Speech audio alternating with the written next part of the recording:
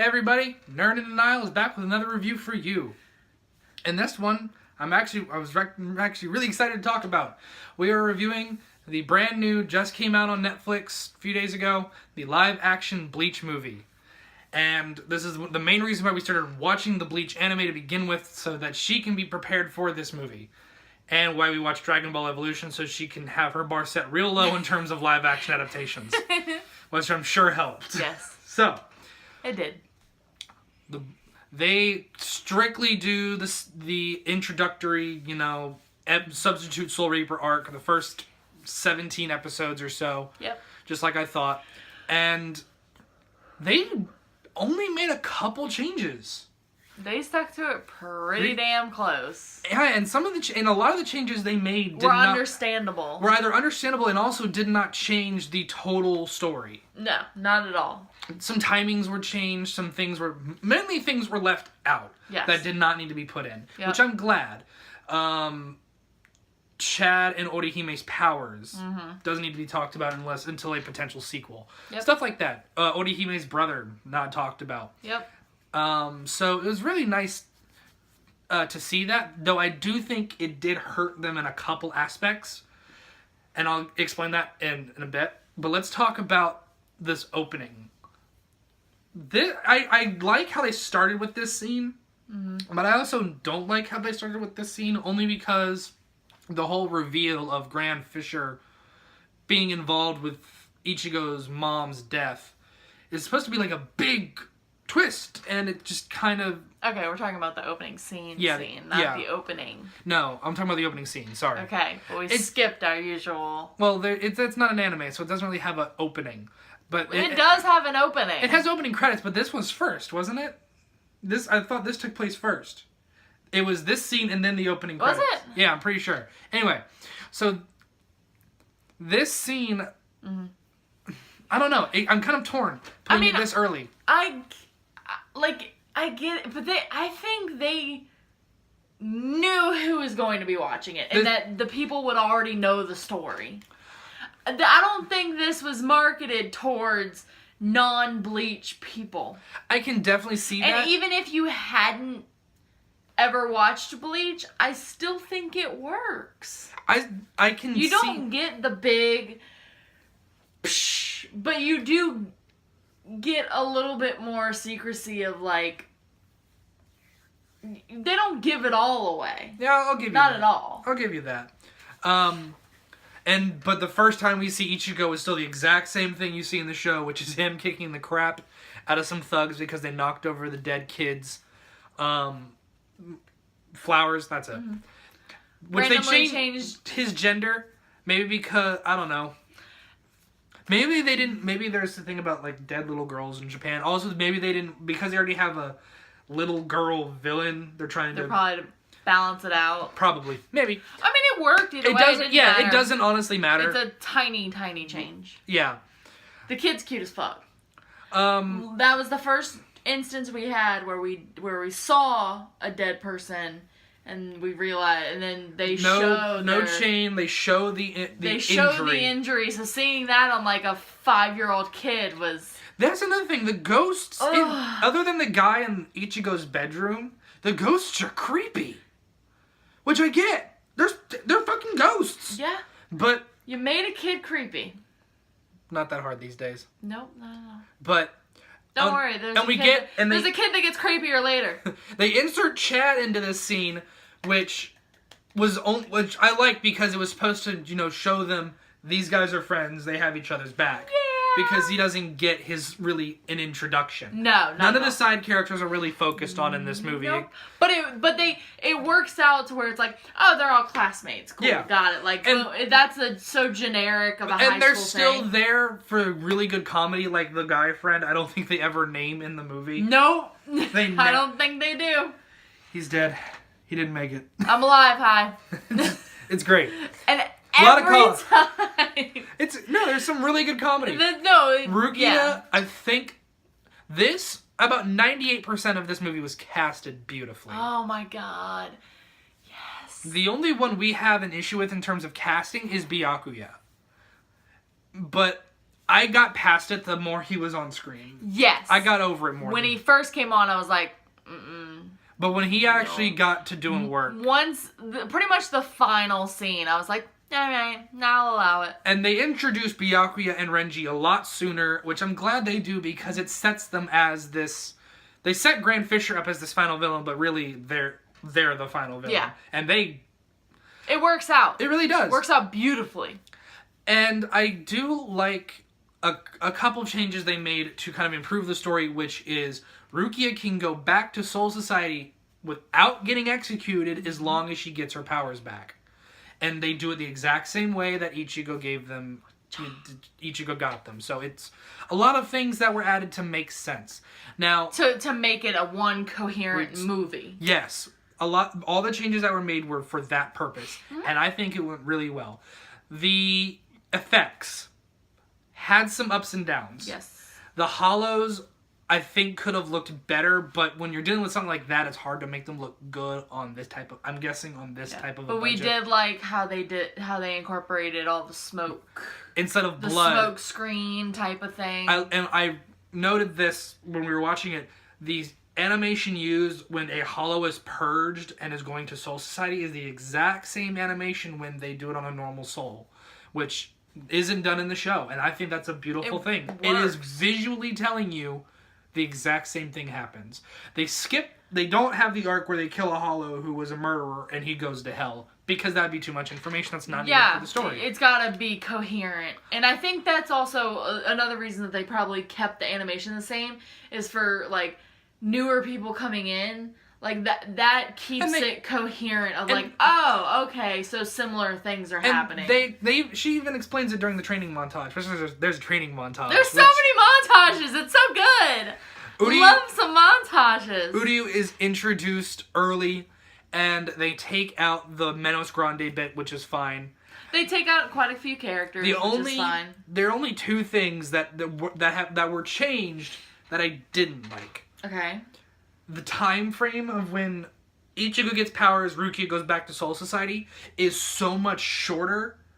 I had a harder time believing the connection these two characters had, as opposed to in the show where it's been months.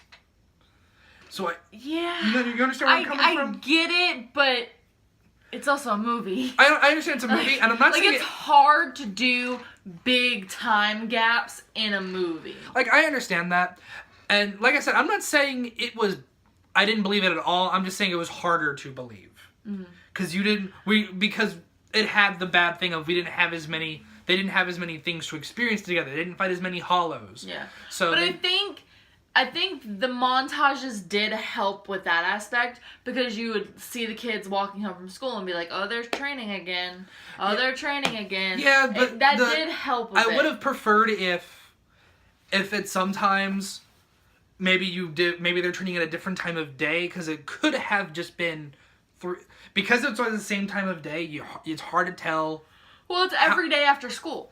Or is it? It's every day after school, but it's hard to tell if every single bit we see is from a different day, or is it all from the same day? You know what I'm saying? So I was under the impression it was from different days. See, but I'm just saying either can be argued. I would say, like, put some where it's right after school, put some at sunset, put some in the dead of night. Show us time is passing.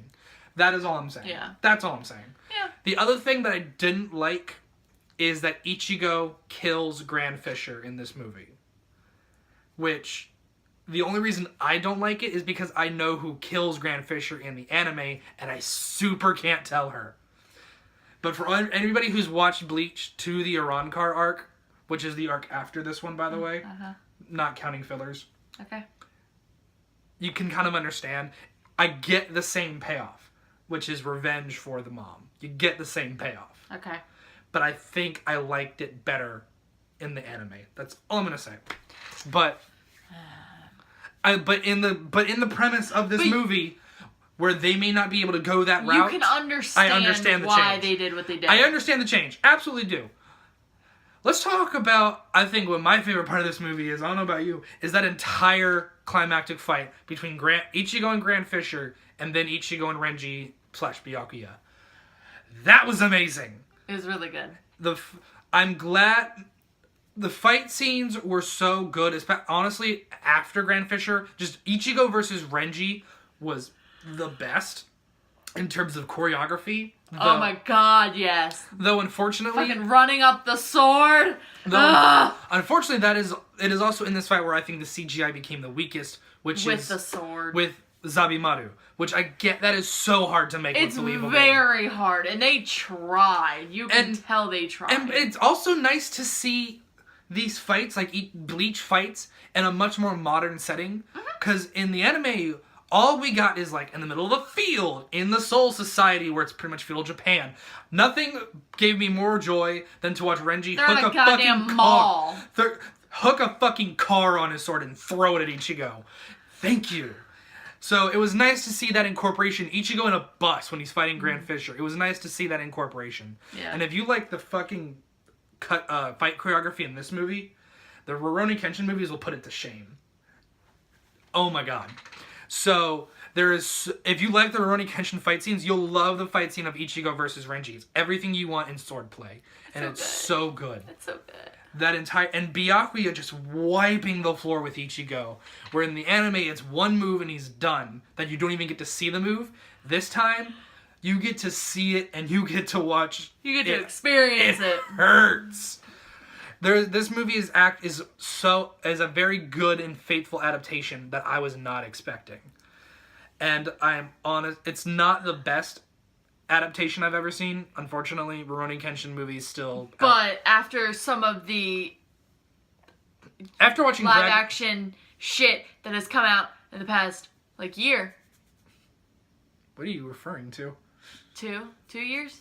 You're talking about Dragon Ball Evolution? I was in No. Oh, Death Note. No. Okay. Death Note. Full Metal Alchemist. Babe, there's been other movies. I forgot. We've watched more than just Dragon Ball Z. Sorry, Dragon Ball Evolution was the most recent we watched, so that's still in my head. No! Full Metal Alchemist was a dumpster fire. Death Note was even more of a dumpster fire. No, that's insulting to dumpster fires. Not true. But that's American adaptation, unfortunately. I'm just saying. This is not our first rodeo. These guys probably watched the Full Metal Alchemist movie. Because Full Metal Alchemist, was not a... My biggest complaint with the Full Metal Alchemist movie was actually not an issue in this movie. My biggest complaint was show, don't tell. And we got a bunch of that in Bleach. Which is something I never thought I'd say because all they do is fucking talk in that show sometimes.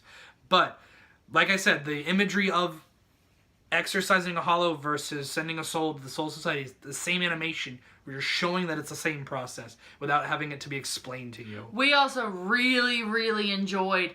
They start out early in the fucking credits showing you what hollows look like to humans. Yes, just things blowing up and things moving. And you're like, so, what? Because it comes back later in the movie in the climactic fight scene where they think it's a goddamn tornado hitting a mall. Which is amazing. It also, so good. I made a joke of a tornado, but they actually show the wind. They show, and then you're like, oh, that's totally fucking believable. So, a lot of good imagery in this. Good. My biggest complaint overall with this movie is an inconsistency in its pacing. The beginning of the movie is very fast. It shows the first episode in minus 10 minutes. And then it slows down, and then it speeds back up again, but it's not... I'm not saying it's killing the movie, but it's something that had to be mentioned. The first 20 minutes of this movie will leave you a little exhausted trying to keep up, especially if you're not familiar with Bleach. But like she said, this does not seem like a movie for a newcomer. I loved it. Oh no, I'm not saying I didn't.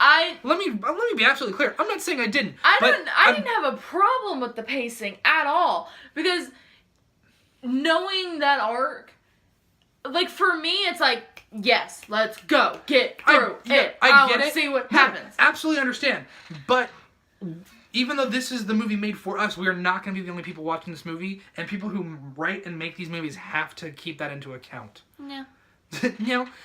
But. But I will give it this, everything that is the pace that causes issues, they're just like, I'm not a ghost, I'm a soul reaper. That's a hollow. And you're like, what? What? They will explain it later. Yes. I get it. They'll come back. They do come back to it, because in that moment, a lot's happening. Yeah. I get it. I do. But at the very beginning, I'm like, hold on.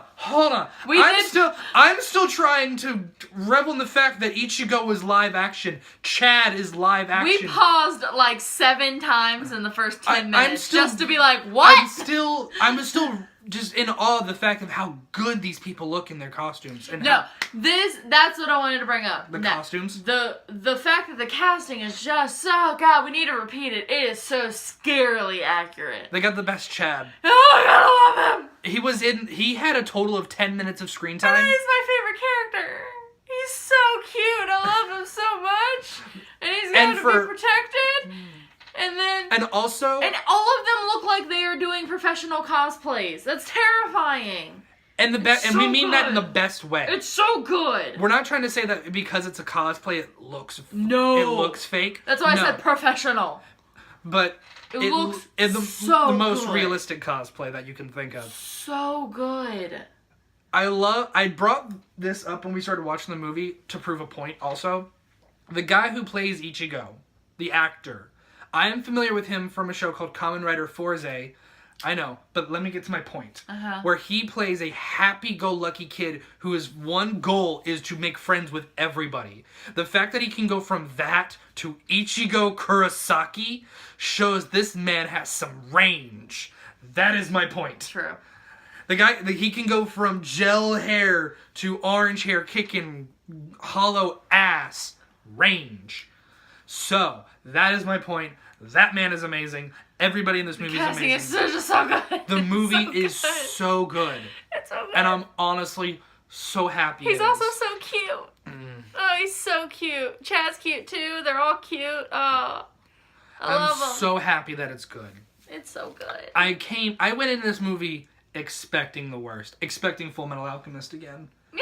Because we've been here, man. Yeah, you can't get your hopes up at this point anymore. The special effects heavy live action stuff usually tends to not be as good as you want it to be. They made a JoJo live action movie recently, and I haven't heard good things. But this was good. And that is another reason why Ruroni Kenshin did so well, is they didn't have a lot of special effects. It's much more realistic. It has a lot of practical effects.